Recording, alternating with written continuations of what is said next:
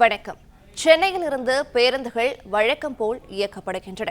கூடுதல் விவரங்களை தருகிறார் செய்தியாளர் பாண்டியராஜன். வணக்கம், விவரங்களை சொல்லலாம். மத்திய அரசை வலியுறுத்தி 17 அம்ச கோரிக்கைகளை முன்னிறுத்தி பல்வேறு சங்கங்கள் இந்தியா முழுவதும் தேசிய அளவிலான சங்கங்கள் ஒன்று வேலைநிறுத்த போராட்டத்தில் ஈடுபட போவதாக அறிவிப்பு வைத்திருந்தது.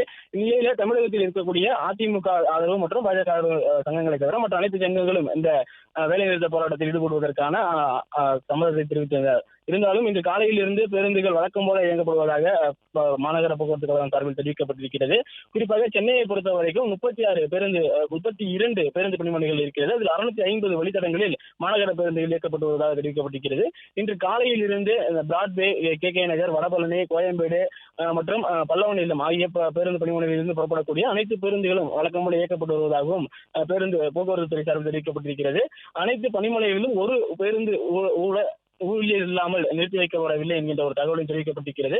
வேலை நிறுத்தத்தில் ஈடுபட்டுள்ள ஓட்டுநர் நடத்துதலுக்கு மாற்றாக ஏற்கனவே ஒப்பந்த அடிப்படையில் நியமிக்கப்பட்ட தற்காலிக ஓட்டுநர்கள் நடத்துனர்கள் பெருமளவில் பணிகளில் ஈடுபடுத்தப்பட்டிருப்பதாகவும் சொல்லப்பட்டிருக்கிறது. தமிழகத்தின் பல்வேறு பகுதிகளிலும் பேருந்துகள் சீராக இயங்குவதற்கு தேவையான அனைத்து நடவடிக்கைகளும் முன்கூட்டியே எடுக்கப்பட்டிருப்பதாகவும் போக்குவரத்து துறை சார்பில் தெரிவிக்கப்பட்டிருக்கிறது. குறிப்பாக இந்த தனியார் பேருந்துகள், தனியார் ஆட்டோ சங்கங்கள் உள்ளிட்டவை எல்லாம் இன்று வேலை நிறுத்தத்தில் ஈடுபட தெரிவிக்கப்பட்ட நிலையில சென்னை மாநகரை பொறுத்தவரையும் தனியார் பேருந்துகள் மாநகர பகுதிகளில் இயக்குவதற்கான அனுமதி இல்லை. இருந்தாலும் அந்த போக்குவரத்து மாநகர போக்குவரத்தினுடைய அந்த அனைத்து பேருந்துகளுமே தற்போது வரைக்கும் இயக்கப்படுவதாக தகவல் கிடைத்திருக்கிறது.